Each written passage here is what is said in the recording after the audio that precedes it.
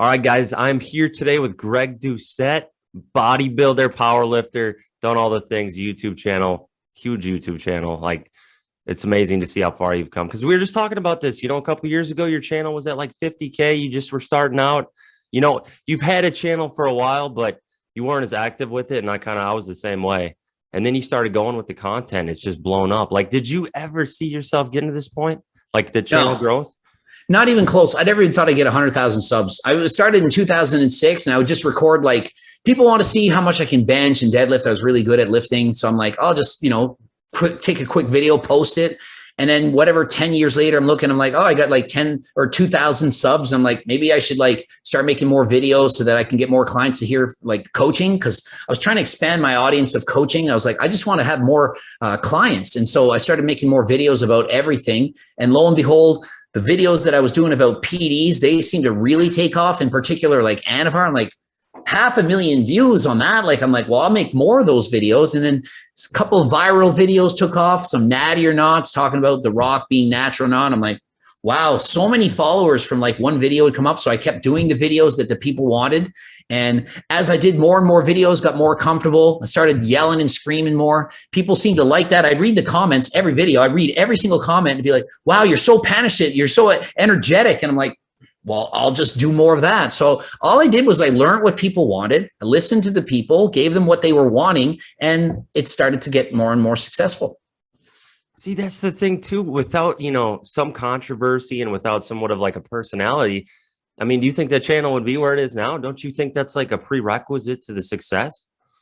Well, personally, I thought, well, I had the background. I had the pro card, the strength from the past, and I had the education. But a lot of people are smart. And I watch a lot of channels. I'm like, that guy's really good. I can tell they know what they're talking about, but I'm bored to shit listening to them. I'm like, no. So I was like, I have to try and stand out and give something interesting and exciting. And I used to be a school teacher, and I'd watch the kids in the class and I'd be like, they're so bored right now. And then every now and then I'd scream or say something foolish, and then they'd all start laughing or listening. And I'm like, oh, there we go. They're awake again. So I find with videos, it's just trying to keep people entertained while at the same time giving them quality information. If you can do both, you're definitely going to do something on YouTube.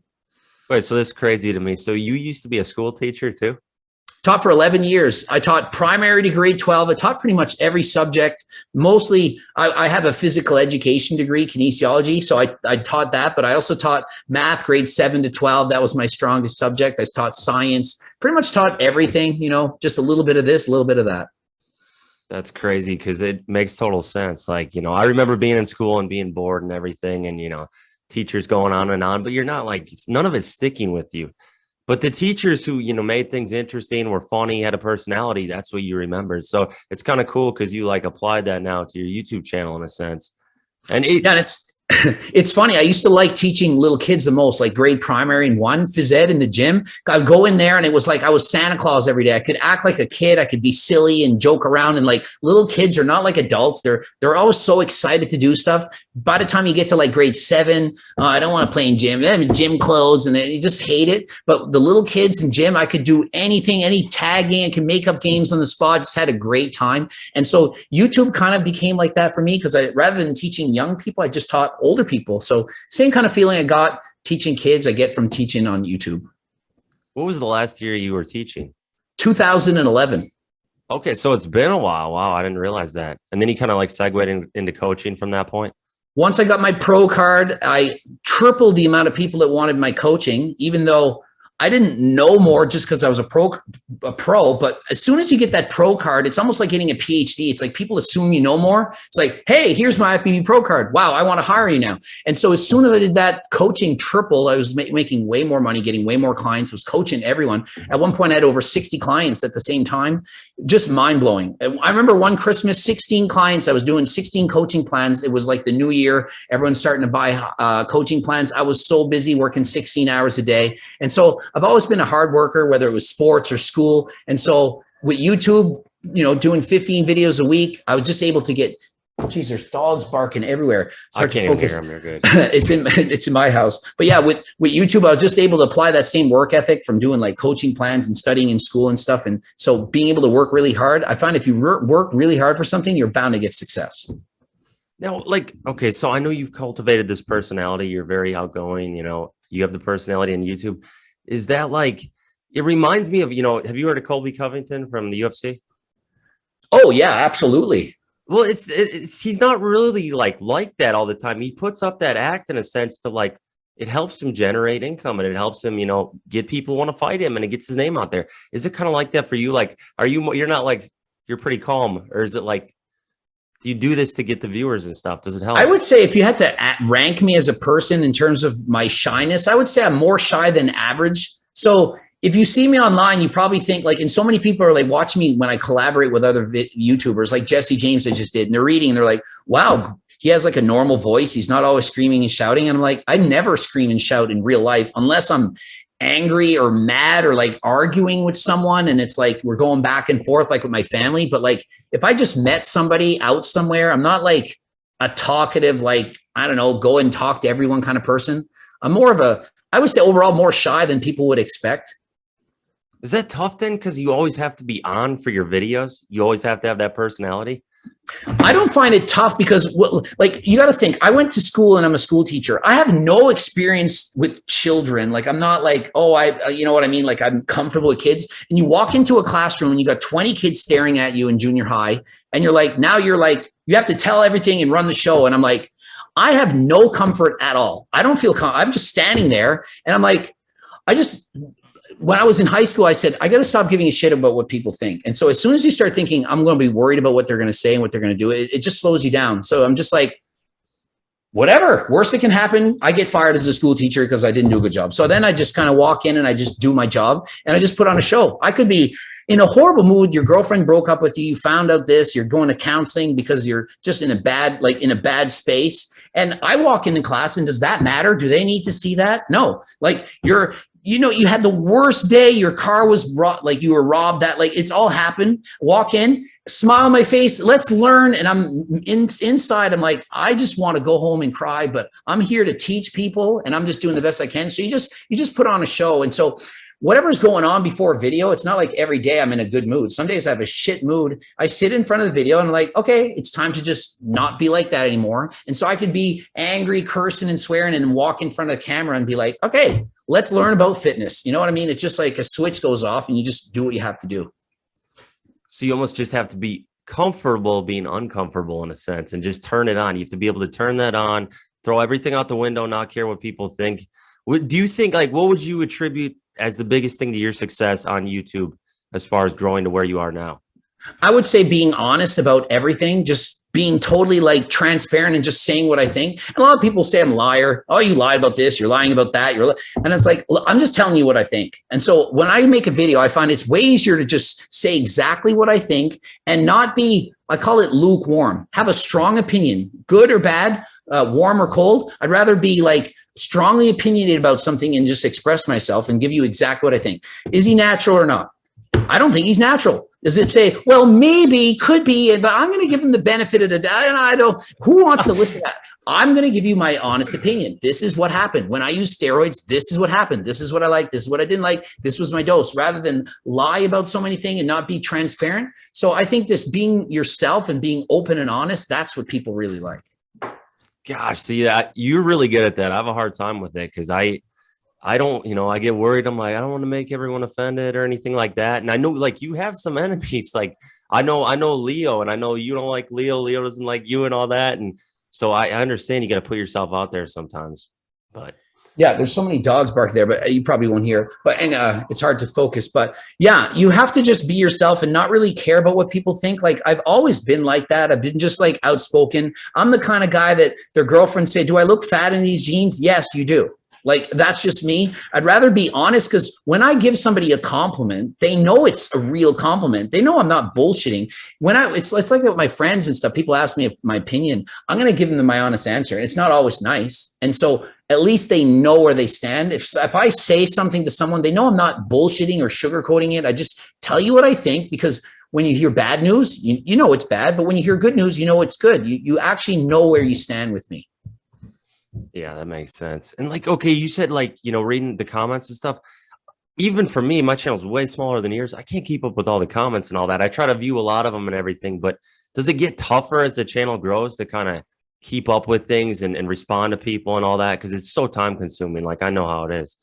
Once I got to 100,000 subscribers, I didn't read nearly, I might read 20% of the comments now. I don't read nearly as much as I used to. Before, I read them all, because the more you engage with them and the more you write back, the better it gets. And so what I did, different than almost any YouTuber, is I'm right in there battling back and forth. They say an opinion and I get back at them. And a lot of people think, oh, he's so offended. He's so butthurt. He's so pissed off. I'm like, no, I'm writing an opinion back because I know that's going to give me more engagement. The more comments you get, the more algorithm it's helped, the more people are going to watch your video. So people will go into my comment section right away. They'll start commenting. I'll write back. We'll get in arguments and fights. And where else can you go where you follow someone, where you're a fan of someone, or you're not a fan, you hate them, that you can actually write back? Like, I like The Rock. I like to watch his movies, but I don't think he's natural. I can't write, Rock, you ain't natural. And he doesn't write back and say, Coach Greg, yes, I am. Imagine how fun that would be for me if he wrote back. So I'm thinking in my mind, when I write back to people, they're going to be like, man, this guy's responding. I got him now. And then they go back and forth. And then it's just more interesting.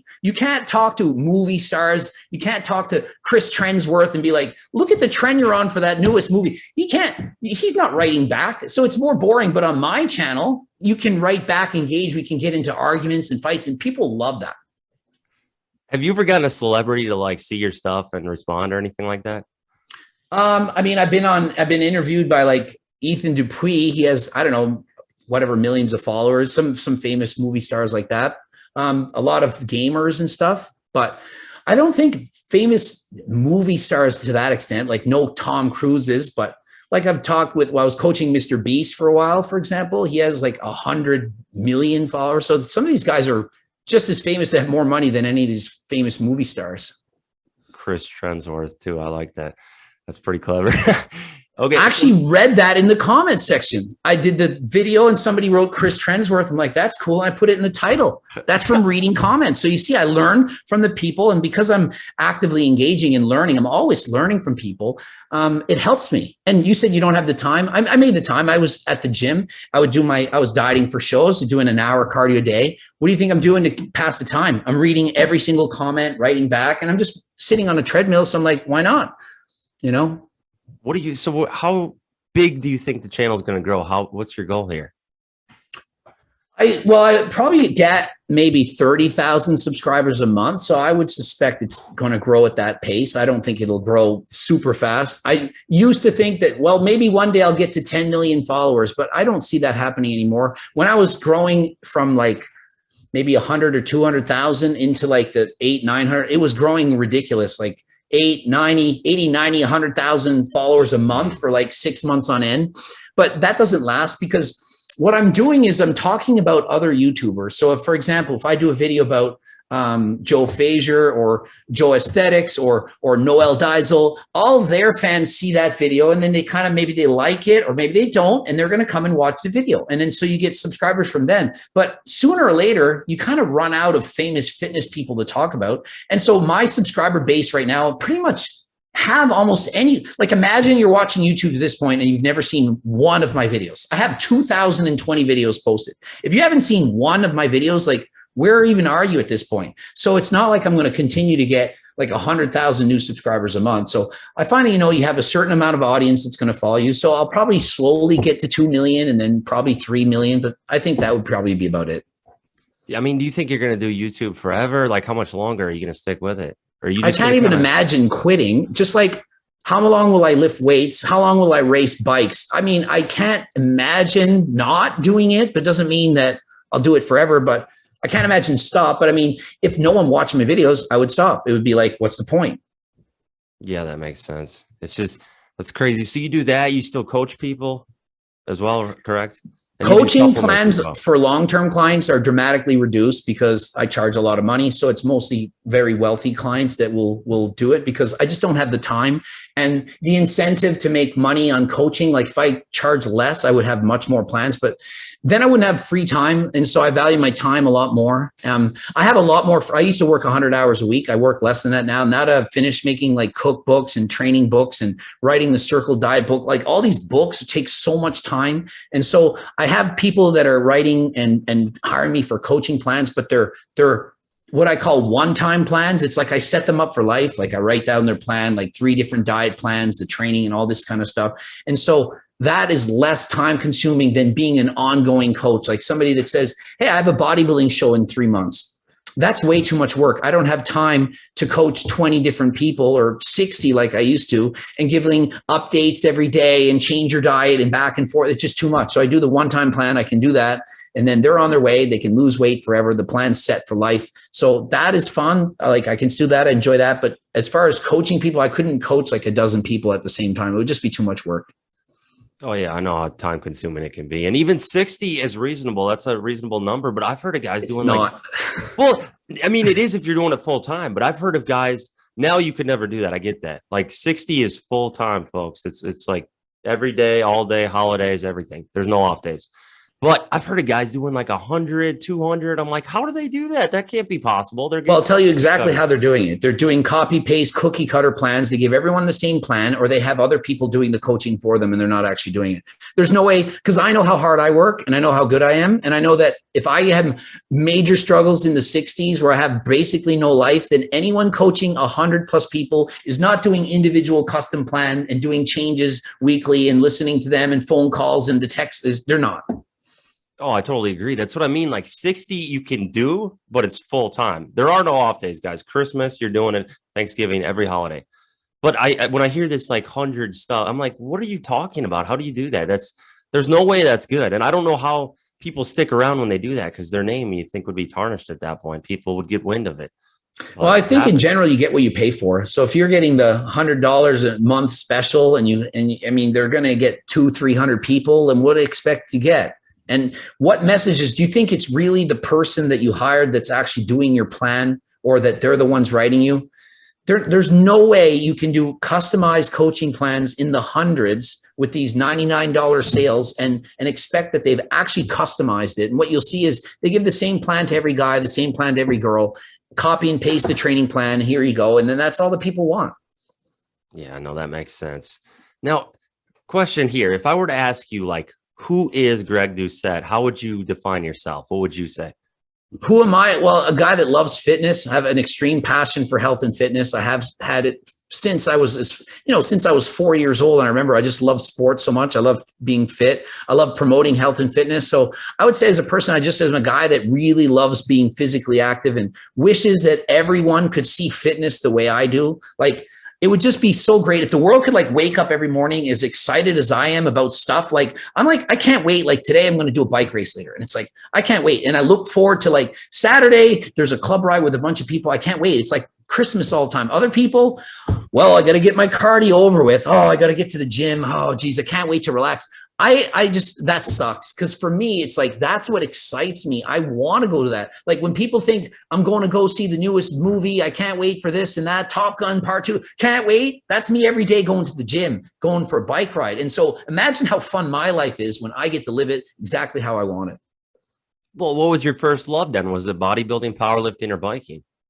It would have been sports. Like my first love would have been all sports, like basketball, badminton, tennis, anything where I was running or challenged to move hard and like push myself. That's what I loved. So in high school, I did triathlons from the age of 13. Like I watched a TV show and it was a commercial. Like, we're going to be this triathlon. I'm like, a triathlon? What's that? And it's like the bike, swim, and run. I'm like, wow, that sounds fantastic. So I'm borrowing a guy's bike. I had a mountain bike. You need the skinny tires. And I had practiced learning how to swim. And so I'm like, oh, I've never ran. I'm like 12K. That's a long run. And I go in there and thinking I'm going to win. I'm like, I'm in better shape than all my friends. And my parents, they're not in good shape. All my, your older friends.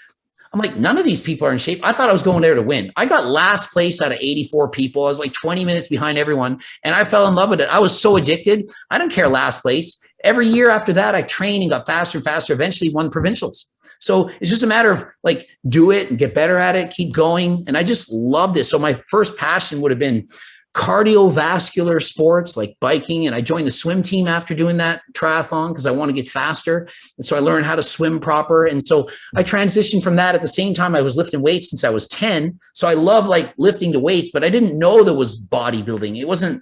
I didn't know there was a powerlifting thing. The first time I discovered powerlifting, some guy said, there's a bench press contest at the bar. I'm like, really? What do you mean? And they're like, well, you see how much you can lift. I'm like, well, I'm in it.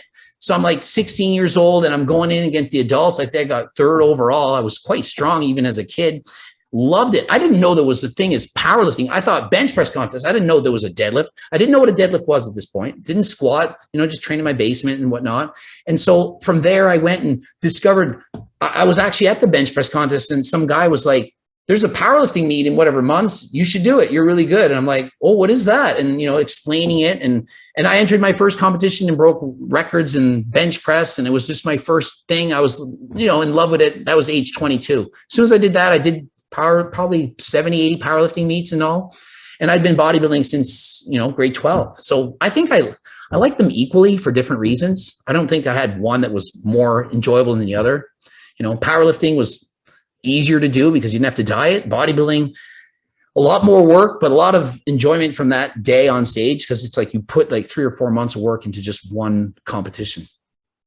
Yeah, that makes sense. I mean, I remember you were just like a hell of a bench presser. That's what stood out to me about you. And I know you did Raw Unity a few times. Was that like the biggest meet you did? Was that the one that was the pinnacle, or were there other ones that were bigger, you think? The biggest meet would have been Raw Unity, or Raw Unity was a big meet. I did WPC Worlds. I won overall at that in 2011, I think. Jay Nara, I remember he was up for his last deadlift and he had to pull the deadlift for the win. And I don't know if he hitched it or something and he didn't count it. It was that close, but that was certainly a big meet. And I got really strong at that competition. Like, you have to remember, I used to compete natural. So then I was on PDs. My bench had gone up 100, like all my lifts were up 100 pounds. It was getting ridiculous. So it was quite fun. When you improve at something, that really makes it fun. So what were your best numbers in powerlifting? Because I know most of them are listed on Open Powerlifting, but not all of them. So I roughly know where you were, but.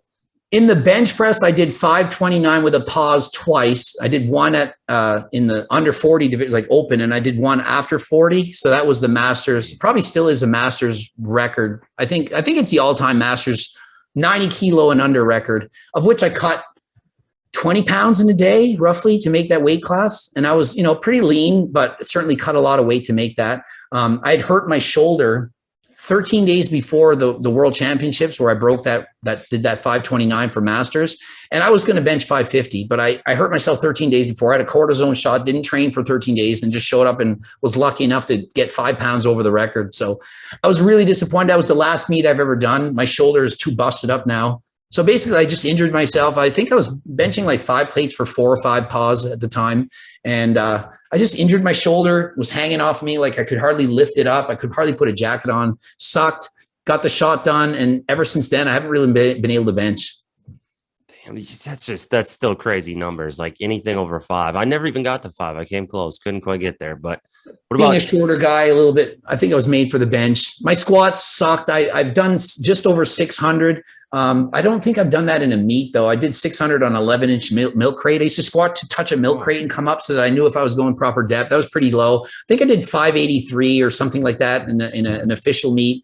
And then the deadlift, I did, I think 693 raw. I kept pulling 700 and every single time it would slip out of my hands on my thighs with the alternate grip. I don't have big enough hands to do the double overhand with straps. I've done 765 and I've done 700 for 10 with straps, but totally different lifts. So much easier. I just could never hold on to the bar in competition once the weight got heavy. Yeah, that was the same thing for me. The grip was the limiting factor up to a certain point. And then I switched to hook grip, but it was kind of late in my career. And, now with the squat too, did you do high bar or low bar? I always did low bar squat. Well, actually, when I first started, it was high bar. And I remember going from doing a set of like 10 to doing 2 with low bar. It was way worse. But within 2 weeks, I was getting 20 reps. It immediately got me stronger. Within 2 weeks, I went from doing a set of 10, I don't remember the weight, to a set of 20 with the same weight going to a low bar. So I put it as low as I could, made it a lot better. But I have something called femoroacetabular impingement, cam tight. I had a hip operation on my right hip. I need an operation on my left. Doctor says, do not squat. Don't ever do that. So I don't squat. I don't deadlift. I don't bench anymore. So I've kind of had to give up all powerlifting. And so, I train completely different than I used to. I have the same thing. FAI really? on the right hip. My hip's completely shot. It's given me problems my whole career. I hate squatting. I could never squat proper. Yeah, I could give up squatting forever and just deadlift. I'd be fine. I just hate squatting because it feels so awful and awkward and leads to hip pain and back pain. And Just because of the FAI thing. My whole career with powerlifting in the squats, it was always in pain. I'd often try to do squats with a suit on so that it would take away that pain, but I was competing raw. So I'd train with the suit on and go into the competition raw just because I had to. I would do the squat at the contest, 2 weeks in pain. I finally was like, I just can't do this stuff. So I pretty much just focused on the bench and deadlift for reps. I was really good at that. So I tended to do that a lot. Well, do you think powerlifting like beats you up pretty good? Is that why you have all these injuries now, the heavy training? I definitely think if I hadn't powerlifted, I wouldn't have had all these injuries. It was because I was literally trying to max out. I mean, bench pressing 5 plates for reps, pause, like, you know, it's going to play a toll on your body eventually. I mean, I've been training hard, like maxing out since I was 10. Like when I was 13, I was going for 1 rep maxes almost every workout. As a teenager, my bench pressing was maxing out all the time. That's how I trained. I got really good at it, but after a while, it plays a toll. So this shoulder's really messed up. I mean, I was also in a bike accident. I had, separated my shoulder and stuff as a teenager. So both shoulders really, really struggling, but I can still do chest. Like I'll do a machine and just push up like this. It hurts to do pec. Like pretty much everything hurts, but I can do a little bit just to keep the muscle that I have. No, like in your heyday of powerlifting, when you were competing, pulling 694, raw unity, all that. What did your training look like? Like, what was the structure? How many days did you bench? Stuff like that. I was on a 4-day split. I did squat, bench, and deadlift each on separate days. And then on the 4th day, I would do like a biceps, shoulders, and calves, kind of like the accessory body parts. I did that all together, kind of did like a circuit. I would rest a lot, 5, 6, 7 minutes between sets. I'd train bench. It would take me an hour just to do the bench. And then I would finish off with like the shoulders and triceps, did legs on one day. Deadlifts would be the same thing. I'd walk in there, deadlift for 30, 45 minutes. And then after I was done that, finish off my back with your rows and your pull-ups and that kind of stuff. That was typically how I trained. I did way higher reps than everyone. I usually did 10 reps plus on any exercise, unless I was getting ready for a competition, and I would slowly lower the weight slowly increase the weight as the contest got near. But almost always it would be like 10 to 15 reps on a bench press, 10 to 15 on a deadlift, 10 plus on the squat. I never did the 5 sets of 5. You rarely saw me doing a set of under 8 reps other than say a month before a competition. Now, is that because you wanted it to translate more towards bodybuilding and hypertrophy? Well, I did think that a bigger muscle would be a stronger muscle. So if I focused on time under tension, more like higher reps, that I'd get bigger muscles. And then when it came time to peaking for strength, I found it only took me a month. Like in a month, I could add whatever pounds, 30, 40 pounds on my bench in a month as I was progressing towards a contest. And so I thought, well, if I do higher reps, I'll get bigger muscles, and then I'll use that month and I'll peak. And I tried it, in my younger days. I'll be like, okay, I'm going to peak for 2 months. I'll peak for 3 months. Never got stronger after 30, 40 days. So, and I saw no point in pushing really heavy weights for light reps because chances of injury were higher. And so why bother when I'm going to get the same amount of max on my bench by peaking for 30, 40 days? That makes sense. Yeah, that's so unusual because it's a low frequency. Like you were benching once a week. No, every 4 days. 4-day split, squat, bench, deadlift, 4-day split, and then doing it again. Sometimes I would take a day off, but every 4 days I was hitting I was benching every 8 days twice, squatting twice every 8 days, that kind of thing. So quite a bit more training than most people would expect, and a lot of rest, but high reps again. Okay, so it was like a rotation. You train like literally every day, but it's something different now over a 4-day rotation. And I think something different than most people would be, I trained to failure every single time. There was no like RPE or reps in reserve. It was always like, okay, 405. I want to get 15 reps today because 14 is the best I've ever done. I walk in, I'm trying to get a PR every single time I lift on every single exercise. And so I would just vary the weight. Like perhaps on deadlift, it's 625 for reps. Another day it's 650, another day it's 675, and then kind of circle back and go to the lighter. And so I was always had a goal in mind of setting a repetition max for whatever weight I was lifting. So always to failure, always like maximally training. I always said, I'm going to the gym today to bench press this weight for this many reps. That's my goal. That's all I cared about that day. Once that was done, it was kind of like my workout's over. Everything else I do beyond this point, it's just icing on the cake. It's just like gravy. So if it was a bench day and I hit my goal, say it was 450 for 8 or something, if I got that, everything else for the rest of the day, it's just golden. I did my entire day just to do that one lift to failure. And then after that, I just kind of trained, went through the motions. Now, what was your number one accessory lift that would help for your bench, your squat, and your deadlift? Like if you had to pick one back in the day, what would be the number one thing you would do for each of those to help them? Well, going way back, it would have been board presses for bench press. I love doing boards, 1, 2, and 3 boards, because I never had a problem getting the weight halfway up. I just had the trouble with the lockout. So with the boards, that certainly helped. Then once they had those slingshots come in and I switched to that, it made a night and day difference for me, because at this point, I always got horrible pains up in here, brachioradialis and tennis elbow, various pains. And so once I had that compression on here, it allowed me to lift more weight, also made it easier on my shoulders, and I could lift heavier weights. So like say I was peaking and trying to get like a 500 bench. I could put 500 and get a set of 6 or 8 with the slingshot versus only lifting like 425. So when I came to a competition, I was constantly used to having 500 pounds in my hands, although not without the slingshot in competition, but I don't have to do it 1 rep. So I just got used to that. So that did make a big difference for me. Then what do you think about for like deadlift and squat? What do you think helped the most accessory wise?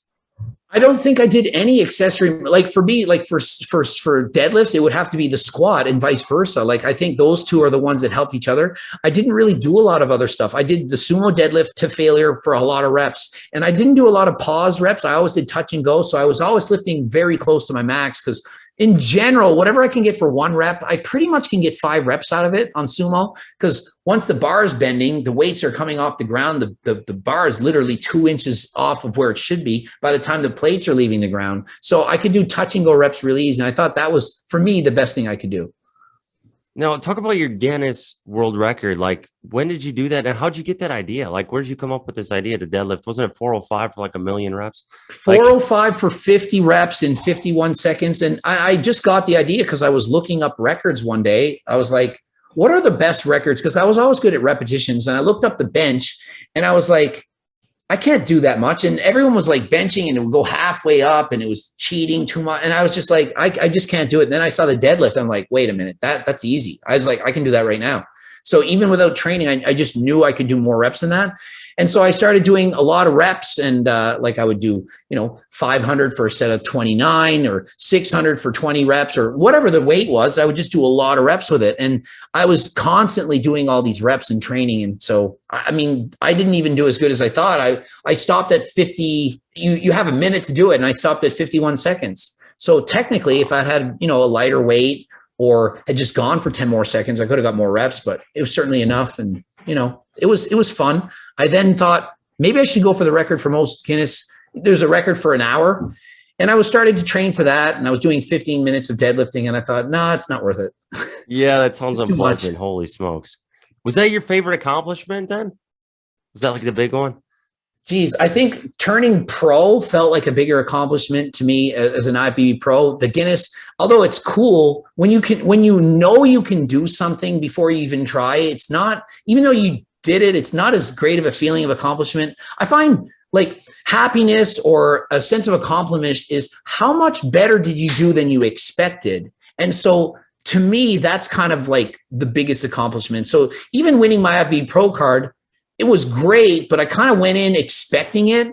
I didn't even win overall. Like Antoine Vaillant had won the Canadian national overall. He weighed 248 or something. And I was like 193. And so I won my weight class. And so the top 2 in the overall get a pro card. So I didn't win overall. And so it was exciting because it was like my 50th show and I've been training for so long. And when I was younger, I never thought I would do it. But going into the show, I kind of had it in my mind, okay, I'm going to win my pro card this year. In my mind, I was like, I'm winning overall this show. I got 2nd overall. Antoine's just so much more muscle. So it was great, but like not as great as probably winning overall. So how much better you do than you're expecting, that's really kind of the most exciting. But as far as accomplishments, I mean, really YouTube was a bigger accomplishment. Like when I got 100,000 followers, I was like, I couldn't believe it. And honestly, if I'm being more honest, how many cookbooks I sold was the biggest dopamine rush, more than any drug I've ever done in my life, was selling over 1,000 cookbooks in one day. And I'm like, is this real life? Like I'm refreshing my computer and I'm looking and I'm like, wait a minute, I sold 5 books in a minute. Like, I'm like, what is happening right now? I couldn't believe it. And so I could never like I went for a drive after that. And I remember driving the car and I'm like, what is even going on in my life right now? Like, it was just so mind blowing that I could, cause they're like $100 a book. So I was making $100,000 in a day. I'm like, what just happened? Cause I mean, I was successful, but not that successful. And that was just mind blowing. And then from then on, the amount of books that I sold, it was like just such a high that I'll never be able to accomplish again. I could get 10 million followers and it wouldn't be as exciting as that day. So does it still seem surreal to this day? Every time I think about it and reflect, it's like mind blowing. Like I can't believe it. Like it's ridiculous to think about it. So sometimes I'll just sit there and be like, you get stressed out, you're doing a lot of work. And I'm like, let me just reflect on what I've done here. And it's like, it's really cool to look back and think, I've done this, I worked hard for it, and I was able to achieve this kind of success. And so a lot of people, you know, they'll be negative. Oh, you get your haters and they're in the, you know, I call them mosquitoes. They're trying to like annoy you. It's like a mosquito, you sting, whatever. It bothers you a little bit, but like 95% of people are happy for you and like are good and like, you know, fans that really like what you're doing and you've helped people, like the thousands, tens, that like so many people writing in and saying, you know, I helped them lose weight. It's like, how can you not think about those people compared to like the few people that are like, I don't like you, you're an asshole. You know what I mean? It's like, so overall, really happy, and reflecting back certainly makes it more real for me. But for a long time, I was like, just looking at subscribers, like going up every day. And I'm like, I can't believe there's this many people listening to me. It was just shocking sometimes to think that I can make a video and like 100,000 people will watch it in one day, when I was making videos a couple of years before and 1,000, I'm like, 1,000 people watch that. I'm like, it's crazy. Like, and then you hit 10,000, like, 10,000 people watch this video in one day. I'm like losing my mind. And then it's then it's like 100,000. But then when you get used to that, now when I make a video, if I don't get 100,000 in a day, I'm like, oh, why didn't they like my video? But it's 100,000. If I would have got that 3 years ago, I would have like blown my mind. So it's how much beyond what you expect that gives you that happiness. You know what I mean? Like if you expect to get 100,000 and you get 90, it sucks. If you expect to get 10 and you get 15, you celebrate. That makes total sense. That's a really good perspective. Now, compared to where you were 3 years ago when you just started to do this, you're like, all right, I'm going to grow the channel. I'm going to see where we can go. How much happier are you today than back then?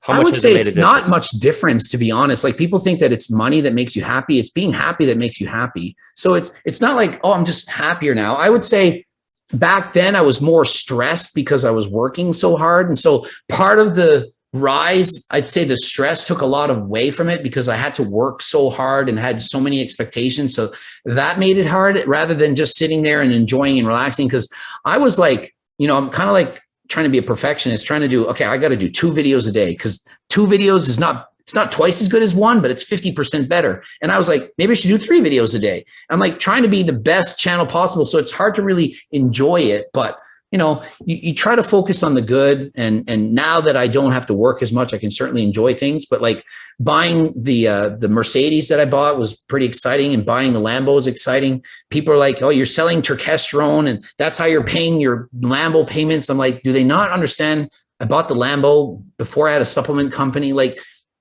I don't blast my money. I save almost, I don't know, 95% of my money. I've spent a little bit. I bought a couple of vehicles, but other than that, I bought this house before I was on YouTube. Like I'd already, you know what I mean? I was a school teacher. I was a coach. It's not like I was poor. So, you know, it's just, everything is a bonus. Money doesn't make you happy. Just being happy makes you happy. That's important to remember. Yeah. And is it just like the freedom that money gives you with your time? Isn't that a big part of it? You have more free time now.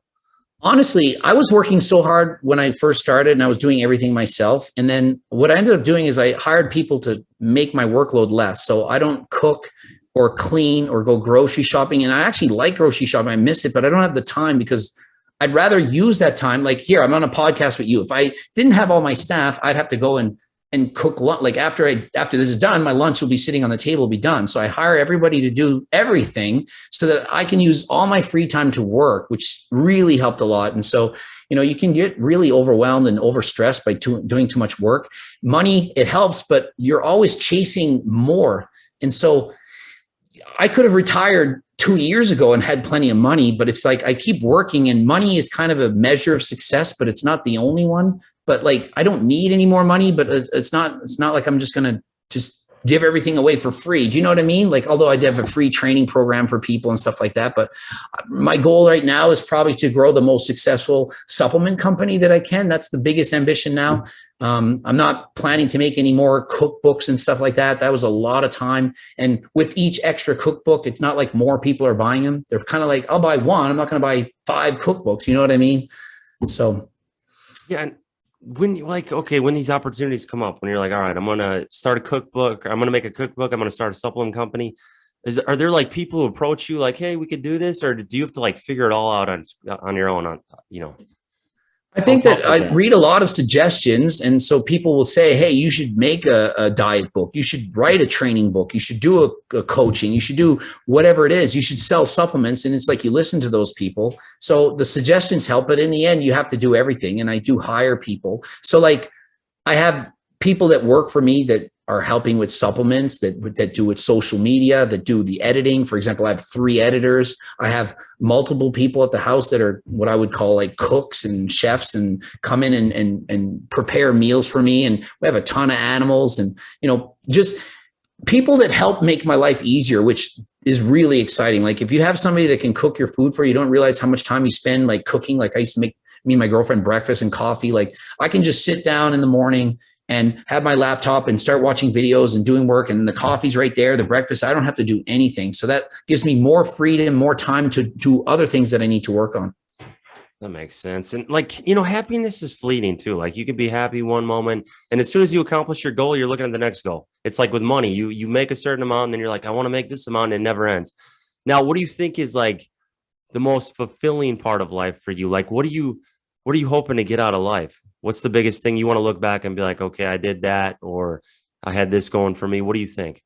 Honestly, I've done everything I ever thought I'd do, and then way more than that already. So like, there's nothing like that. So at this point, I just try to do things that make me happy. Like it's all about happiness. And so when I was stressed out and working like so many hours and just like, I have to do this and do that, I was like, I'm not fun. Like I'm literally stressed. I'm not sleeping in the middle of the night. So not good. But now I'm pretty much happy most of the time. But as I said, happiness, it's kind of like, how much better are you doing than you expect? So if I make, say, I don't know, $5 million a year, I would probably be fairly disappointed. I'd be like, why did I make so much less money? $5 million sounds like a lot of money. And it is. It's, 100 times more than I used to make. But if you're used to making more than 5 million and you go down to 5, it's like, it's not doing so good. Same as my YouTube channel. I was getting 20 million views a month at my peak, and I'm getting about 15 million. So it's less. So I'm like, people are not as interested, but it's still pretty damn good. 15 million views in a month. So it's not as exciting. It's more exciting on the way up. So if I had to like express how it feels to have done what I've done, it was more exciting to see the progression of getting better. Then once you've kind of gotten to the top of your success, it's less exciting to see you drop a bit. That's why I think I can get this comparison as an IFBB pro, developing muscles from being a kid and working up to getting a pro card, and then putting on even more muscle and competing, and then finally getting a top 5. I got 4th in a pro show. I can never do that again. I can never be better. I'm 46. I'm never going to get like bigger muscles than I had, nor would I be willing to abuse the massive amount of drugs that it would take to do that. And so I'm kind of on the way down. Like I'm 46. I'm past my prime. And so bodybuilding per se is less exciting and as fun as it used to be as you're climbing up, because when you're getting better, it's so fun. But I've replaced that with bike racing, because although I'm 46, I'm getting faster on the bike and I'm getting better at it. And so I see the progression in the biking, and perhaps I can get better until I'm 50. Then that'll slow down. Then maybe I'll change my excitement to something else. Maybe it'll be golfing or bowling or whatever. But for me, improvement or self-actualization, just getting better at anything, that's what makes it fun for me in anything. I just want to get better than I am. And when I see progress, that's really what makes me happy. So that explains my overall feeling, I guess. Now, I want to get back and touch on the bodybuilding and biking and all that, but I have a question. Like, was there a point where you were at your lowest point where you said, okay, I have to change something? Like, life is stressful. Life isn't going the way I wanted. I'm not making enough money. Did you have that low point that kind of fueled that drive to change? I've never had a point where I'm like, I can't do it or I can't get out of this. I mean, you have to imagine, I was charged with steroid sales, importing all kinds of shit. everyone, I mean, I'm infamous in Canada. Like I'm one of the most well-known, for example, steroid infamous kind of guys. And so my friends don't want to talk to me. Everyone's scared to talk to me. Oh, if I go near him, the cops are going to come after me. So it's this big thing. And that happened around 2011, 12. And I'm thinking, well, I can't be a school teacher anymore because I've been charged with these things. And so I mean, I owe my lawyers $50,000. Everyone seems to hate me. They know that, you know, this guy did this, he's criminal. And it's like, well, so much for that. And so that was a low point. I mean, I have a cardboard box with my computer on and I'm eating with like on the floor, no furniture, and I have no money. And I'm like, I'm not giving up. I just keep working. And so I still had coaching. It was hard to get clients because people were scared of me, but eventually they come back and people started, you know, coaching. And, you know, some of the rumors that were going around, they got cleared up. And so I gradually got better. And then I started making my YouTube channel. And then look where I am now. So no matter how shitty life throws you curveballs, like I was I was doing pretty shitty. You can only imagine. I lost my teaching career, can never teach again. And I'm trying to do bodybuilding and, you know, all these charges are going on. And so I was able to get through that, make a YouTube video. And as soon as people see you start being successful, what do? They try to tear you down. Coach Greg, he stole steroids. I don't like this guy. I'm not listening to him. Bad, horrible person. And so I'm like, oh, you're going to have your opinion and I'm going to keep doing what I'm going to do. And then they see me being successful. A lot of people get jealous or envious. They start trying to tear you down. I just kept going. I just did the best I could do. Stop worrying about what other people think because other people they're always going to shit on you. People are always going to try to tear you down. And so I just continue to do what I do. I work hard and I end up being successful. So one of the major keys, like you said earlier too, is having thick skin, not worrying about what people think. And how long did it take you after that negative perception of you where they're like accusing you of these things, saying these bad things about you? How long did it take you to kind of get your reputation back? Because obviously now you're the pillar of success, but that's maybe taken 10 years. I mean, was it tough to kind of like refigure out your life after that? Did you say, I don't know what I'm going to do now? Or was it, I mean, how did that go? I would say it was very difficult because like all your friends, I mean, and you got to think my family doesn't know I'm doing any of this stuff. Like, it's not like my parents are like, oh, he's using steroids. It's not like I'm openly saying, you know, I use this or take that. And so, yeah, it was definitely hard. And your community back home, they're all judging you and thinking about this. And so it's a bit awkward, but I just kept going and I was under house arrest for 20 months. So I was just sitting at home bored all the time. I had permission to go and train because they said you're in a pro bodybuilder. So for me, that was work. So I could go to the gym from, 2 o'clock to 4 o'clock. I was allowed to be at this place and then go home. So for 20 months, I just sat at home, work, coach people from a computer, distance work. And then I went to the gym and trained and kept going. And eventually that ended. And slowly you get more and more friends. Some of your closest friends, they stick with you. They don't like judge you. They're like, you're no different. I've known you, you've been like this forever. You meet new friends and you go on. And then, after a while, it's your past. Everyone has a past. Some are better than others. And so for me, that's my past. I don't do it now. And so, it is what it is. No, that makes sense. And like over the course of your life, who would you say, or who, different people, who would you say are the most influential people on where you've come, how far you've come? Influential. I mean, honestly, I would say your closest friends are who you're most like. But I would say that my brother, Steve, he's my editor, probably the most, because I started the channel and I don't know when he started editing. Maybe I had 50,000 subscribers, maybe 30,000, but he started editing my videos and we'd start talking about stuff and planning out videos. And so we kind of work together. We kind of like run everything as like, I guess we could say we're both like the boss of the company, like making decisions on what we're going to do. And so I would say me and him have been the reason why we grew the most over everybody. No, that makes sense. And what do you think? Okay, so this could be anything. This could be like bodybuilding, powerlifting, biking, anything, triathlons, whatever. What is the toughest thing you've ever done in your life? The toughest thing? Even growing the YouTube channel.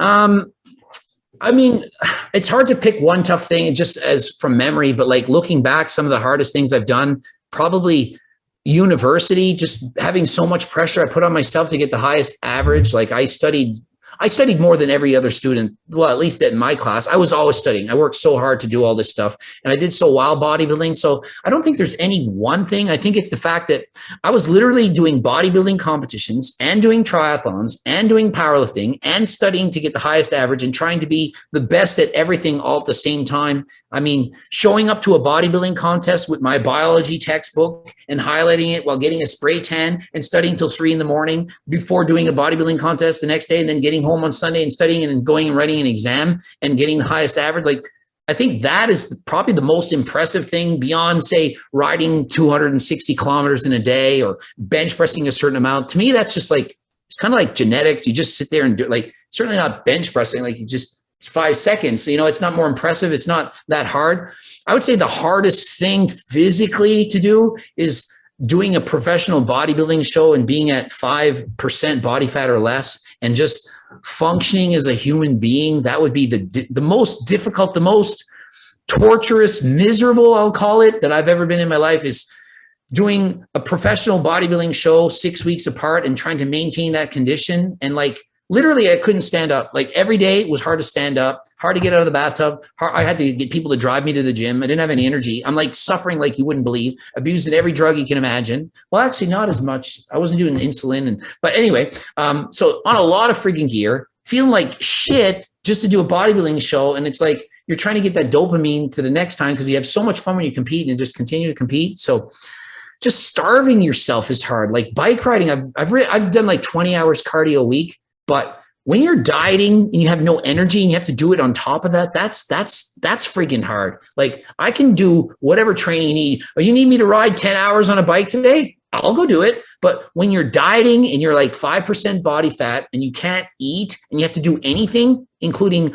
like getting up to go take a piss, that is a nightmare. That's why a lot of times I make videos. I'm like, man, if you don't want to compete in bodybuilding, don't do it. Like, unless you're sure you want to do it, don't do it. Because the suffering, I can't express how hard it is. Like I'm not even doing it justice as I'm explaining it, how miserable you are to get that lean.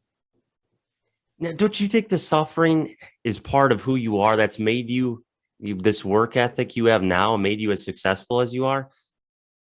Well, I think that genetically, I don't have the best genetics. I'm not the smartest guy. My twin brother's a genius. I mean, I'm fairly smart, but compared to him, he's like super genius. He's a PhD chemist. So he's, like some people are super smart, and I had decent genetics. Like, I put on a lot of muscle, but like looking back at my old photos, you'd never be like, oh, you're eventually going to turn pro. But what I think that genetically I had was this inert, like, you're born to be able to push yourself and try hard, like the effort or the stubbornness to push yourself where no one else will go. I'd say I'm at the 99.999 percentile, being willing and capable year after year for decades to strive for something and want it bad enough to keep pushing yourself.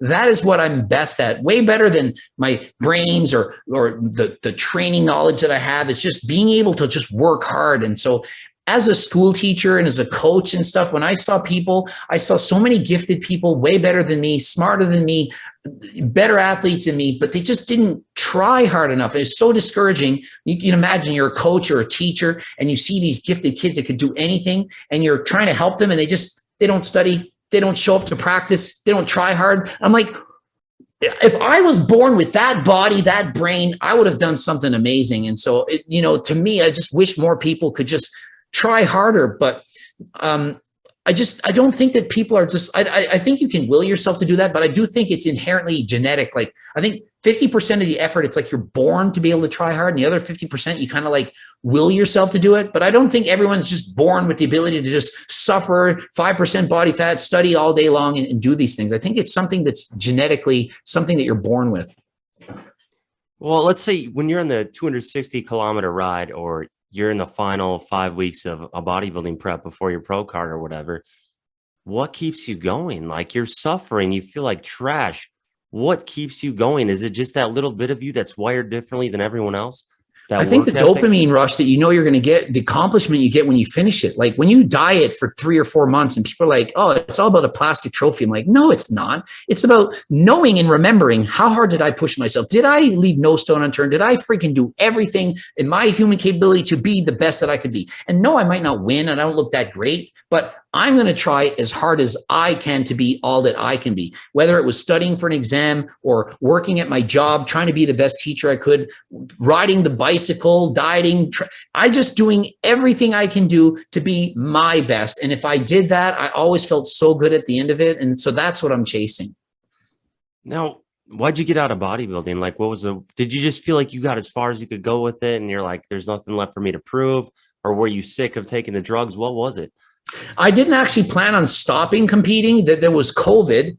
And so nobody could do anything. And so I'm like, well, I'm not going to diet for 3 or 4 months and not even end up on stage. Like, to me, that would be boring. So it's not that I've retired or gave up. I just didn't see any point. And now it's been 3 years and I love bike riding so much. And I know if I diet for a bodybuilding competition, my biking is going to go to shit, because once I get below 8% body fat, I can't even, like, I almost need to walk home from the bike ride. I just have no energy. Like, I can't express to people how hard it is for me to compete at that level. It's not easy. Like, I maintain this level of leanness because I can. It's like this. If I get much leaner, I'm done. Like, I can't. This is as lean as I can handle. And I'm not natural. I'm on HRT, 140 milligrams a week. So people always say, oh, the only reason you can do that is because of steroids. And it's like, whatever. But, I used to do it natural. But if I diet, it's just I'm going to lose all my energy. And so right now, it's not really worth sacrificing my bike performance in order to do a bodybuilding competition. And then do you think of, like, I understand that pivoting your interests as you get older, because I've even felt that. I was like, I've power lifted, I've done all the things. I want to do more cardiovascular based exercise now and be more well-rounded, healthy, all that. So I've kind of gotten into running, same kind of thing. And was it partially like, I know you've seen it with all the people dying and everything, the bodybuilders and even powerlifters and everyone in the industry. Did the drugs like that play a role? Because obviously you've completely changed how you went about it. Before your last show, you were on a fraction of what you were back in the day. So has that had, a pretty profound effect on you as well? Yeah. Like, even my last competition, like, I wasn't natural. I was on more than HRT, but certainly it would have been a cycle that I would have done as a first year competitor. It was like a third of what I would have wanted to do. But I'm like, I was in classic physique. I couldn't get any bigger. I'm already above the weight limit. Like, weight limit for my height is 185. I'm 195. And mind you, I'm not in contest shape, but I can't really add on a lot of muscle. So switching to classic made sense from a health perspective because I didn't have to add any more muscle. And then since then, I miss having more muscle. I'm not as big as I was. I'm not as strong as I was. I do miss it. I would love to do a cycle. I would love it. And I would get more subs, more followers. Everything would be great. If I said, hey, Coach Greg, I'm going on gear. Can't wait to blast trend. Let's see how it does. And then all of a sudden I got 10 more pounds of muscle in whatever, a couple months. And everyone's like, wow, he is, look at the body. And so people would find that interesting. It would certainly help make more money, more views, more content, but bad health, not worth it. Why do I need more money? I can't even spend, I don't need the money that I have right now as is. It's not like I'm not materialistic. Like, I drive a couple of nice cars. So what? Like, I went out shopping with my girlfriend yesterday and I bought a fan that didn't work. Literally, I brought a fan. It's 50. Like, I don't spend money. Like, there's nothing I want. So it's not like I'm a superficial kind of guy and I need all these things. Like, I just look what I wear. Like, I wear these things all the time. Like, you know what I mean? Like, I'm not a fancy guy. I don't need a lot of money. And so why would I risk my health to make more money when I don't need more money, but I need more years of my life? So I'd rather be on HRT and just be healthy, even though I would love to have more muscle and have the feeling of being on test. And I'd love to throw in Anavar and just get those great pumps and the whole thing. I'd love it. I miss it. And so, if you're watching this, the problem with steroids is that you're going to miss it when you stop it. It's not the problem when you're on it. I'm not an asshole. I'm not going to beat people up. I'm the same guy. Same guy with bigger muscles that gets a better pump. Yeah. I mean, that is the thing. Cause I miss it too. I haven't even been on TRT in 19 months. And I'm like, dude, TRT would feel nice right now. Yeah. And I'm way weaker than I was. I'm so much weaker. I'm not even who I was. It doesn't even, I feel like a different person. It's just crazy to me. So I totally get that. And were there any times where you had really bad negative side effects to steroids, or was there anything that stood out where your health felt way off, or you saw labs and they were way off? Certainly when I was using Tren at my highest doses, it felt like my chest was my heart was beating on my chest. I felt a lot of anxiety. I absolutely had trensomnia. So I could hardly sleep. So I had to abuse sleeping pills at that point. I'm taking they're giving me amitriptyline, 10 milligrams. Before you know it, my prescription's at 100. And I'm I can't sleep. I'm taking Seroquel, which is for schizophrenia, I believe. That's another sleeping sleeping pill, and I'm taking 2 pills a day. If I take a half right now, it would knock me out for 10 hours. Yeah. And so I'm taking more and more sleeping pills to combat the fact I can't sleep on the trend. It's just, I can't. And so you're sweating through, you're feeling uneasy, anxiety, horrible. I would be literally saying, I can't wait 6 more weeks till I'm off cycle. Like, versus if I did a more milder cycle, like 700 milligrams of test only, did that for one prep for a powerlifting meet, felt great the whole time, felt amazing. But you add in a bunch of tren and all the other drugs for bodybuilding when you're trying to really push drugs, it's not the best. So I use way more steroids for bodybuilding and for powerlifting, because I'm cutting and I'm dieting. I'm trying to get that hard look. So there's all these extra things I'm taking in. And in terms of powerlifting, I just do any random cycle and throw in some Anavar and I'm lifting a ton. What was the most you took at one time for bodybuilding? I think 700. Well, for maybe 2 weeks, I had 700 tren at once, which just that alone is, to me, more than everything else I'll add. But I was at 700 tests, 700 EQ, 700 masteron, 700 tren. I think that was the most I'd ever done for like 2 weeks at a time, with like, say, 50 milligrams of Anavar or something like that. But the tren of that is way stronger than if all you're doing is 700 tren, that's worse than 3 things of 700. Like, tren is at least 3 times more potent than testosterone. So if I said, hey, I was doing 1,000 tests and 500 tren versus I was doing 2,000 tests, the 2,000 tests, nothing compared to the other. That's what I discovered. Like, I would do high dose tren or whatever. And I did the same thing. It was about 700 mgs a week for the last 2 weeks before a meet. And that was about as high as I went with it. But I took tren because why would I take anything else? It was so strong. I felt like I didn't need anything else. I was like, why would I take anything else? Test and tren, that's all you need. And test felt like being natural. Like, test alone felt like natural, even at 1,000 milligrams a gram. It was like, I don't even feel this. Tren, you add that in, and I just got crazy good, gain, strength. It was unreal. Now, you didn't ever get nothing ever gave you like roid rage type feelings? You never had that? Halo. Halo's the only thing that I would say would actually cause me to just feel aggressive.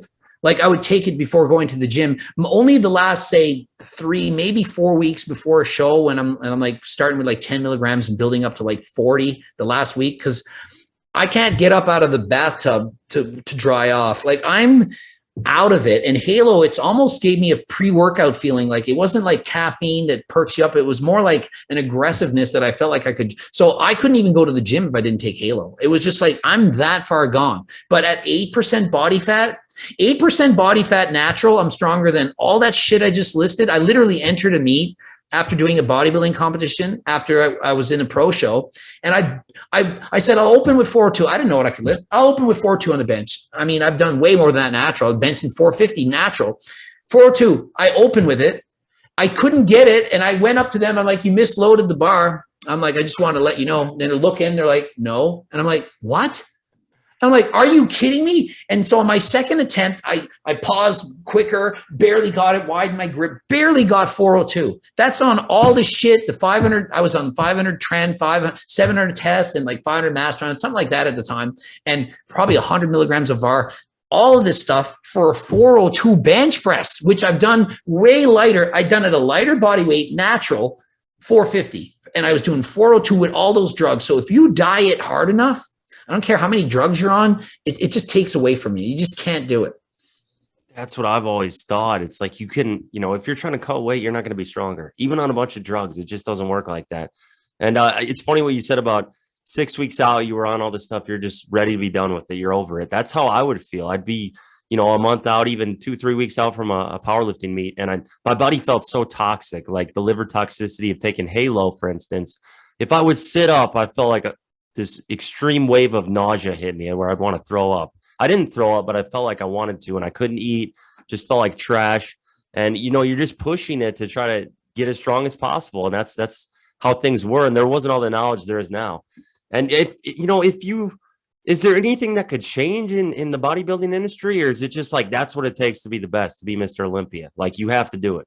There's no way they can change anything for that, but they can make it safer by offering natural drug tested competitions as an alternative so that you can say, I'll do that instead of that. Because I was natural. I did 42 shows natural. People are going to believe me if they want or not. Did 42 shows natural. I won the drug tested national overall title. They didn't give me a pro card because, well, it's the natural show. Nowadays, you do a natural show and they give you a pro card. Back then you couldn't, you had to win the open. So why do you think I took steroids? I want to get a pro card, of which they're not giving it to me because I'm too small. If they would have had a natural division back then, probably wouldn't have taken anything because I could have been an IFBB pro, been natural and done natural shows. And if I could have made it to the Olympia in the natural organization, I would have been like, that's what I've been. It would have been almost like a bragging right. Like, look at me. I know I'm not as big as Chris Bumstead, but if I could have made it to the natural Olympia, say weighing 165 or 175 or whatever it would have been, I'm still there. And they say, oh, you don't look as good as these guys. And be like, yeah, but I'm natural, but it didn't give that chance. They didn't give you that opportunity. It's like you take the drugs, don't talk about it, and then you can compete. That's what it was like. Well, I think it's tough too now because even in like powerlifting, there's the IPF, there's drug tests and all that. But then the guys who get really good, people automatically think they're not natural. So it's tough because have you seen like in powerlifting, a lot of the drug tested numbers are rivaling the untested. And it's like, are the genetics better? Are there more people in the sport now? Is that it? Like, what do you think that is about, I've certainly seen natural powerlifting numbers become even more and more impressive, but I do think it's because it's more popular nowadays. And I think with social media, we're just more aware of all the freaky lifts. I think there's always been strong people, but you just didn't know about them. Like I used to in 2006 post here's me bench pressing this much or squat or deadlift, but not many people had YouTube accounts or were posting. There was no Instagram. Nowadays, I can swipe right on the freakiest junior that's ever lived, the freakiest 15-year-old. I see all of them. No one knew that I was a freaky strong bench presser when I was 15 years old. No one saw that. And so those people existed, but we didn't know about it. But nowadays we know all of them and we all know the best ones. Who stands out on social media? The guys with the freaky abs, the freaky aesthetics, or the freaky numbers in the gym. We know all of them. But 20 years ago, never knew about it. And so I think that the numbers are more impressive now only because we're more aware of them. Do you think the Instagram age, do you think that's brought a lot more people to the sport as far as like, it doesn't feel as pure to me though. Like back in the day when we were doing it originally, there was no attention. You just lifted. Like YouTube was barely starting. You couldn't really, nobody was out there. There weren't a bunch of videos. And now it's almost like, are these guys lifting for attention or are they posting all this for attention? Or is it just like, do they actually love it? And it's hard to differentiate. I think that there's almost no point in competing at this point. If you're just doing it for the attention aspect, then you don't need to compete. Like there's this guy, Tyson Rydnour, he's deadlifting 900 pounds with straps. Why would he enter a meet? He's probably not going to pull 800 because he doesn't have the straps. He'll have to use a different grip. And so probably not going to pull 800. And so is that as impressive?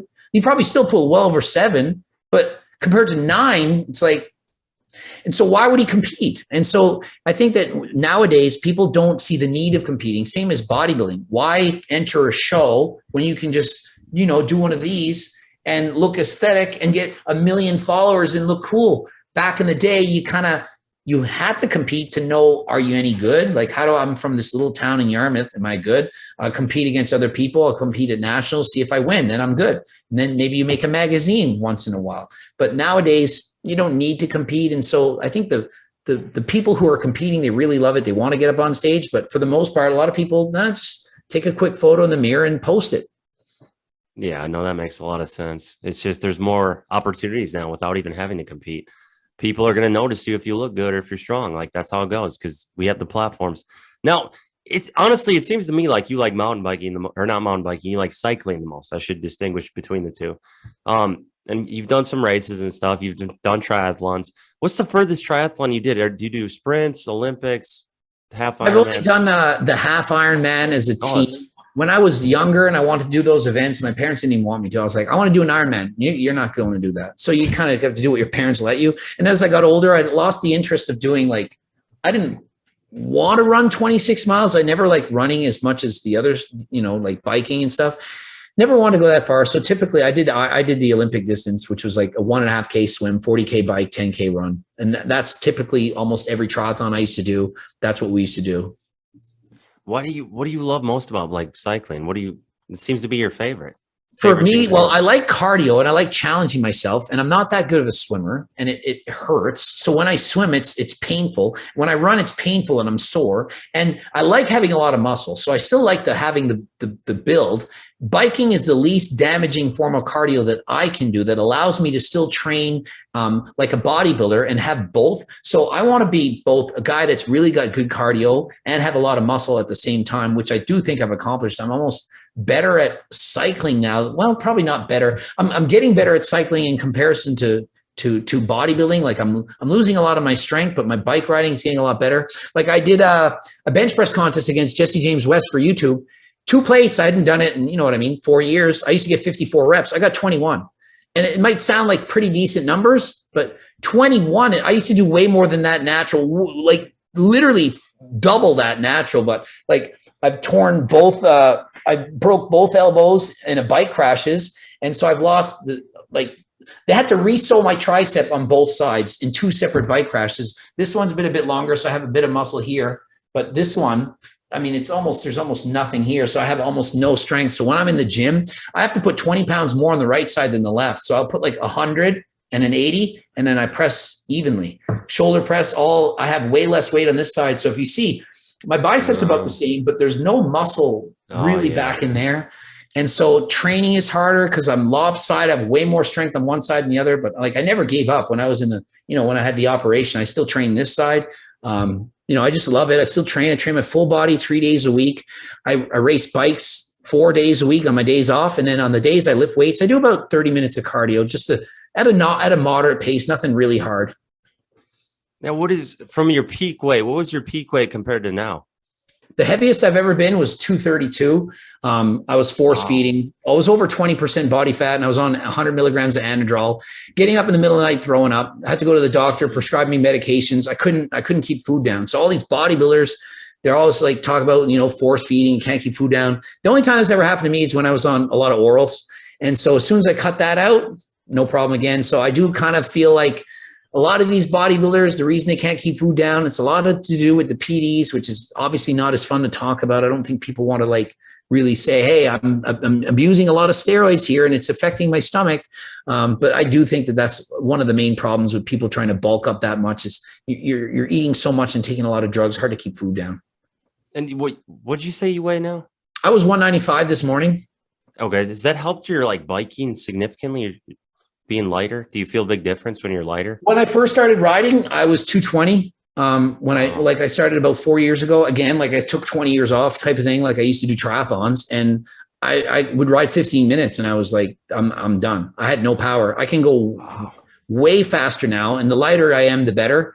When I go ride with other people, it's all power to weight. So as a bike rider, 195 pounds at 5'6" is not a cycling weight. A proper weight would be somewhere around 130 at my height, like Tour de France. So there are no 195 pound bike riders at 5'6". I'm probably the only one. Even the velodrome riders wouldn't be that big. So it really hurts me a lot, anything uphill, but anything on a sprint or downhill, no problem. So, I just do the best I can with the height I have. But if I lost, say, 40 pounds or so, I'd be a lot better.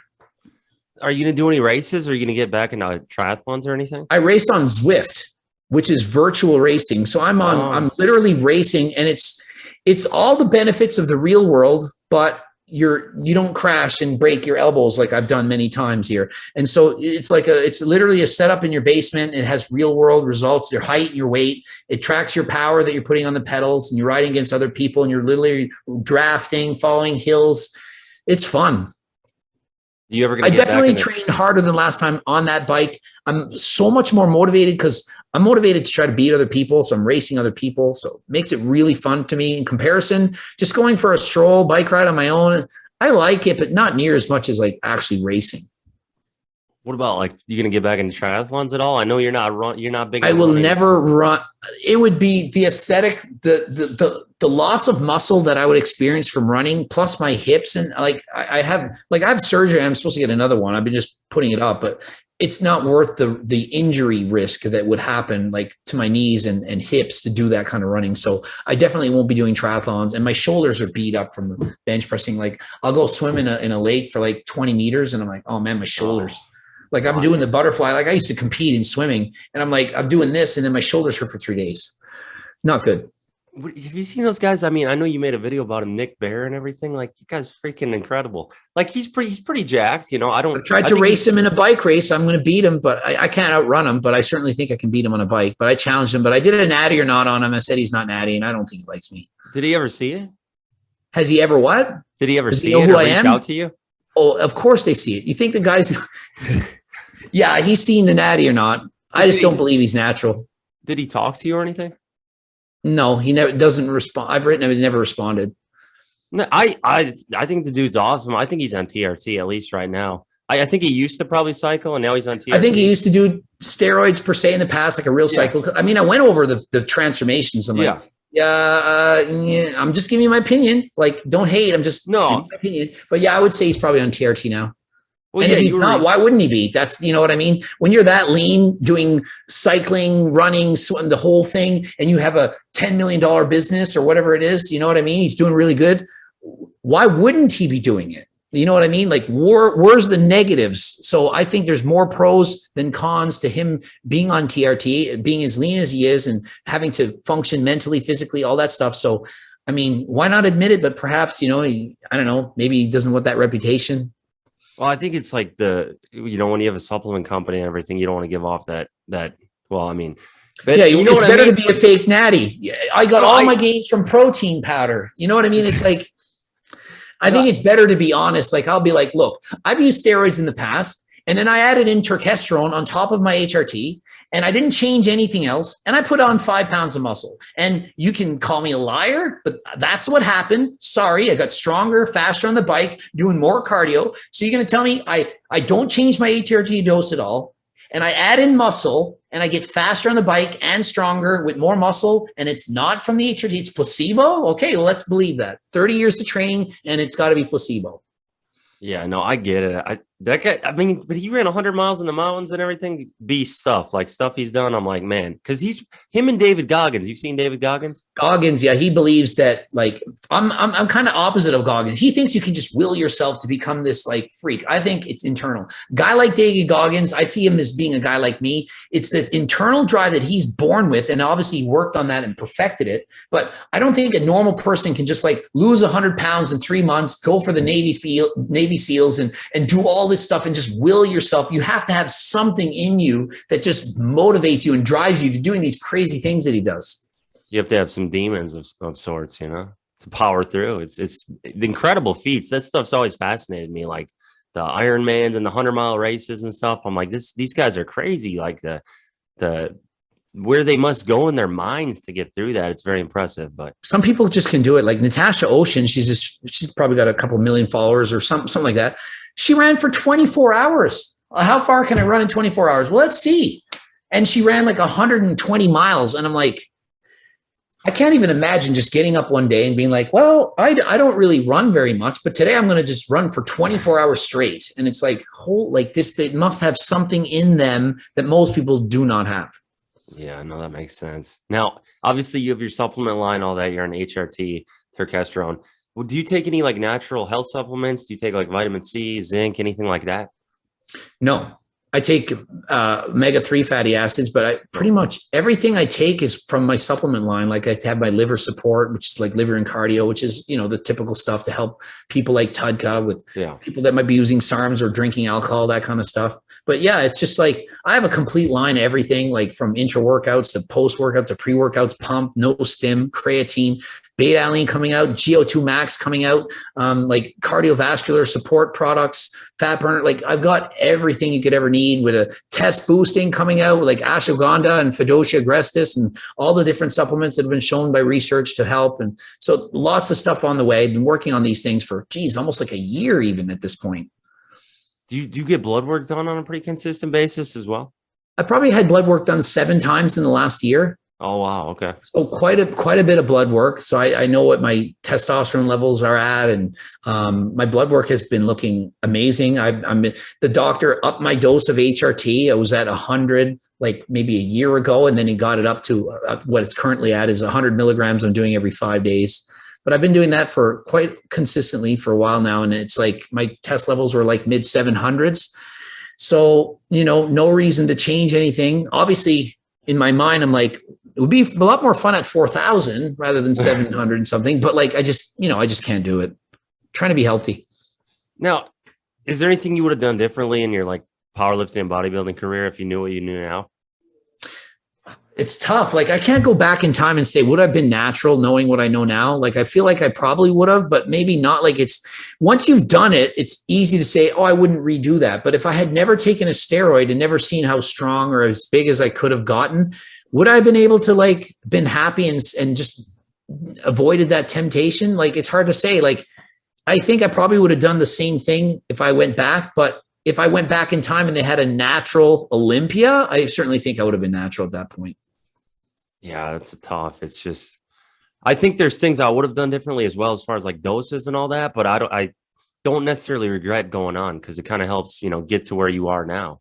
It's, hitting the lifts we hit and all that, like, it would have been tougher to do naturally. Not saying wasn't going to be possible, but I started way too young. I started when I was 20. I should have waited longer because I think you got on quite a bit later. You were like, wait, I'm 46, so you can imagine I'm in my 30s. I'm probably started after you stopped, kind of thing, in terms of your age. Crazy. So, when I was 20, I was so against steroids. Like I would have been the vocal guy that would have been like mad that people were using steroids versus I got older and I did the opposite, So it's strange how you can, I guess, convince yourself or read more and learn about it and then decide to do it.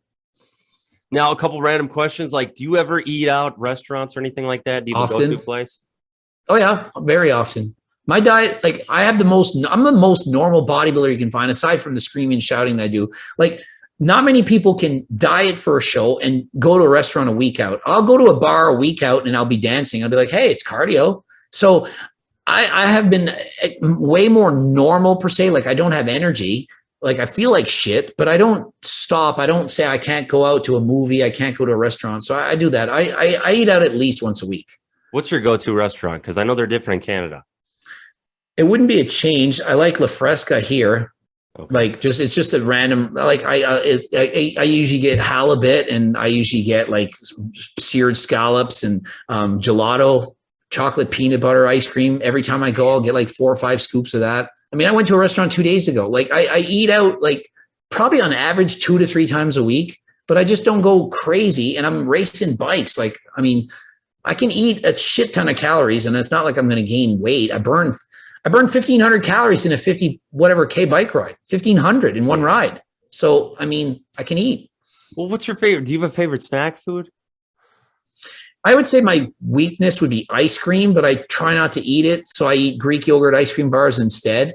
But like, if there were no such thing as calories, I would probably be eating pizza and ice cream like every single meal, most likely. Like I like what my girlfriend likes. She just eats shit food almost all the time. Like it's pizza and garlic fingers and just junk all the time. And like, I would eat like that, but like, I don't because I want to like, I want to look the way I will look. I want to be healthier. I want to be lighter, faster on the bike and all these different reasons, healthier. And so I make some sacrifices. I eat a lot of food from my cookbook. So it's like the foods that I love, but with less calories, like instead of eating a normal pizza, I eat a lower fat pizza. Instead of eating this or that, I just make it less calories and I just eat that. And it's good enough.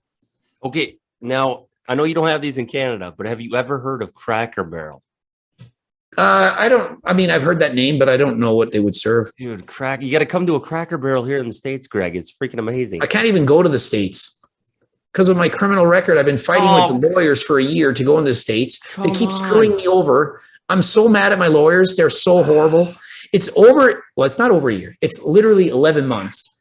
I went to the border and they gave me the wrong papers. I went 150 pages, a 10-hour drive both ways. And they're like, oh, sorry, wrong papers. And I'm like, and I said, the one thing I don't want to do is show up to the border with the wrong papers. And they do that. And then they keep charging me more money. And I'm like, I'm just so fed up with them. Wait, is this still from the drug charges? Yeah. It sticks with you that long? Well, I have a criminal record. Importing steroids, selling steroids. What's that? When were you in the States last? 2011. So before all this? The Olympia, I think, was the last time. I went in the pound for pound world's strongest man contest. I won the contest. They did bench and deadlift for reps. I was like, well, I got to enter that. How many so I haven't gone to the States for 10 years. I've been trying to. I've hired lawyers, and they're supposed to give you like a pardon, or after 8 years you can apply if you have like, you know, a good job. Like I pay taxes in I think 11 states, and I have businesses registered in the states, and so you kind of argue, hey, they should let me in because I can do these things. I employ this many people in the United States. You know, I've changed since then. You know what I mean? Like, they just don't want you there because, like, what are you going to do? It's like, I'm not going to the States to import drugs. You know what I mean? Like, so we're working on it. Well, what states have you been to in the past? I went to Florida. I went to Miami twice. Texas, or no, where was that? Idaho Falls. Where's that in? Oh, really? You went to Idaho Falls? Idaho Falls, where the World Championships for powerlifting was that year. Oh, yeah. That's a nice place. New York. I've been to New York. Okay. But I can go to like anywhere down south, like Mexico and Cuba and Jamaica and like all these different, like I'm going to Italy in July for 2 weeks. So it's pretty much just the States. They don't want me there. No, that sucks. I mean, you're missing out on Cracker Barrel. You could come down here and have Cracker Barrel. There's a lot more reasons to go to the States than Cracker Barrel, I'm sure. But yeah, I've been wanting to go. Trust me. I know. I mean, there's a lot of reasons to go, but we could have Cracker Barrel. It's all over down here in the South. Fried chicken with gravy, Southern food. It's amazing. That's what I'm used to. You know, you got to have that. Yeah. Well, it sounds good. And I mean, I would love to go, but I'm still working on it. And it's not an easy process. Well, we got to start like a petition so we can get you Cracker Barrel. Well, I guess my lawyers just got to, I'll probably have to hire a different set or something, but yeah, they're not doing what they should have been doing. It's been annoying. I'm on my 4th set of lawyers from the same company. Frustrating. People don't want to see me complain though. So it's like, what's the point? Okay. Well, I mean, I get it. There's things to complain about. That sucks. I didn't even know that. That's crappy. What's your go-to vacation spot? Mexico, hands down, Cancun. Man, it looks nice, dude. I've never been there. It looks amazing. I love it. I love the hot weather. I like warm water.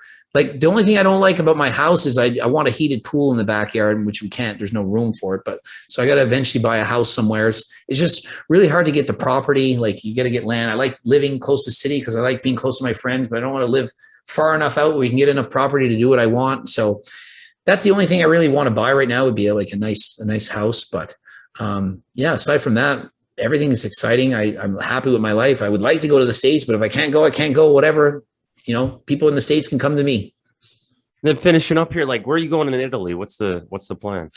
There's a week cruise. There's a wedding. My girlfriend's family, somebody's getting married. I don't even know who it is, but so we're going for a wedding. That's like a 3-day event, and then just touring around and then doing a cruise for a week. So I've never been on a cruise in my life. I honestly have no idea where we're going. We just travel for one day in the night, stop somewhere, get off, go back on at night. That'll be exciting. Last question for you. What's the coolest place you've ever been? Geez, like a house or like like place anywhere in the world.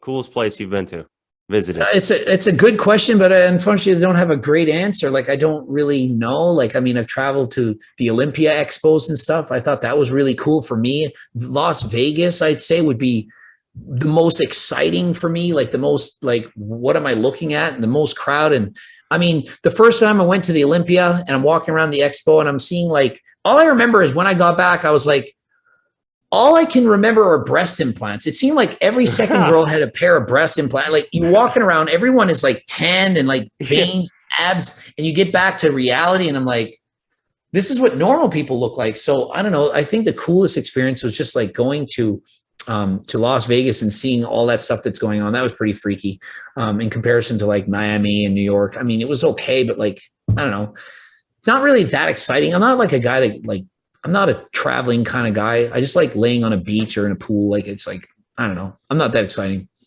No, that's cool. That's what the Arnold is like, by the way, too. So, and I did go to the Arnold once. That's true. Yeah, it's pretty. I went to the Arnold's one year. It was like the day before I went to court and I got food poisoning and I threw up all over my car and driving home from the airport, like so much vomit. It was absolutely disgusting. I lost like 10 pounds and I show up and I just look like I'm in a mess in court. It was not fun. Yeah, I'm not Columbus, Ohio. Anyway, not a big fan of it. It's cold there, and I'm not a big fan. All right, man. I think that we'll wrap it up there. But I appreciate your time, big time. It means a lot. It was great talking to you. A lot of cool stuff. So thanks, buddy. Yeah, a lot of different stuff we went over, from steroids to dieting to the mental anguish to like YouTube, a lot of different topics. So I know it's fun. I like to get into like stuff that you haven't talked about as much and like learn about you as a person because you're always talking about everybody else. No one ever talks about you. So yeah, it's more interesting.